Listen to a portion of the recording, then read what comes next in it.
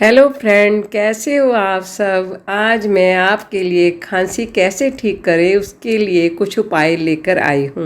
आंवले का चूरन और मिश्री मिलाकर पानी के साथ खाने से पुरानी खांसी चली जाती है।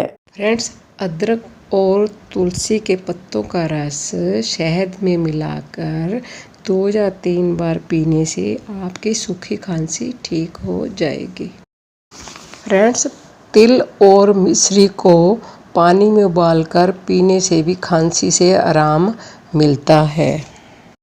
फ्रेंड्स, तुलसी के रस में अदरक और पान का रस, थोड़ी सी काली मिर्च, थोड़ा सा काला नमक और थोड़ी सी शहद मिलाकर चाटने से खांसी में ज़्यादा आराम मिलेगा आपको। मलट्ठी का चूरन शहद में मिलाकर लेने से भी खांसी ठीक हो जाएगी। फ्रेंड्स, आपको क्या करना है, 20 ग्राम तुलसी के पत्ते ले लो और 20 ग्राम अजवाइन, 10 ग्राम सेंधा नमक मिलाकर चूरन बना लो। फिर 3 ग्राम चूरन आप गर्म पानी के साथ लो और खांसी में बहुत आराम मिलेगा।